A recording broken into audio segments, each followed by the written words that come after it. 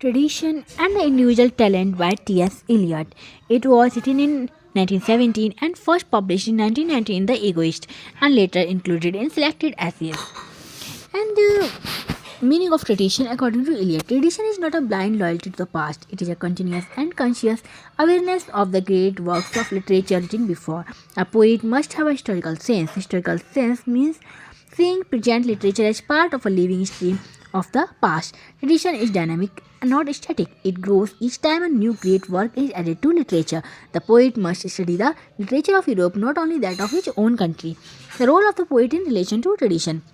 A poet does not create in isolation. His works are influenced by the literature that came before him. A new work of art changes the meaning of past literature as well. Each new poem must be understood in relation to the exciting order of literature. A poet becomes truly original only when he understands and observes tradition.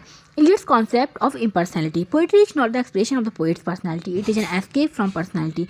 Emotions and personality of the poet should not interfere with the art. The poet's personal feelings are raw material, but they must transform into art. Poetry becomes objective, structured, and controlled, not emotional self-expression. The depersonalization theory. Eliot uses the chemical analogy of platinum. In a chemical reaction, platinum speeds up the formation of new compounds without being affected itself. The poet's mind is like platinum. It acts as a catalyst that combines emotion and experiences to create poetry. The poet's personal identity remains separate from the final product. Thus, creation of poetry is an impersonal process. And the fusion of thought and feeling. Poetry must contain a perfect fusion of emotion and intellect. Emotions alone are not enough. They must be organized by thought.